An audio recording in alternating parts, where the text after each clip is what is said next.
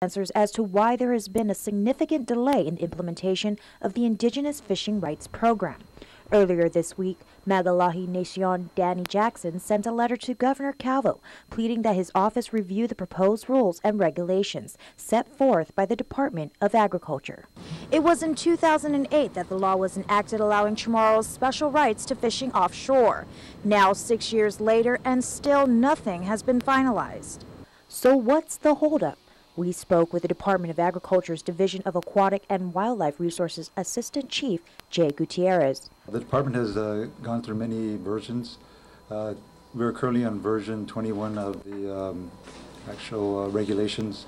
There have been some, I guess, I wouldn't say issues, but concerns. More specifically, Gutierrez says they are still working on the concept of the culturally managed areas, which will be designated in non-marine preserves. In these designated areas, fishermen will be able to use tilapia nets and rod and reel, not drag nets. What we have in the regulations involves establishing culturally managed areas, and it may not be what some of the other groups that we have met with wanted.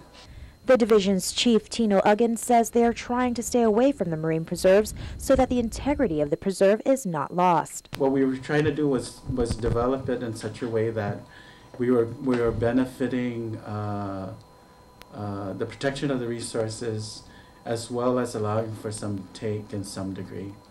And so that's where some of a lot of this actually came to a standstill. Uggan says that while many of the issues have resolved itself, there is still one prevailing issue with the law itself, that being those who may consider the law discriminatory. All our funding on our end, as far as the federal aid and all that, all hinges about around us anti-discrimination issues.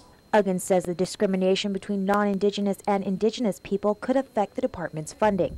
Until those issues can be addressed, the finalization of the rules and regulations remains on hold. Reporting for Guam's News Network, I'm Jolene Toves.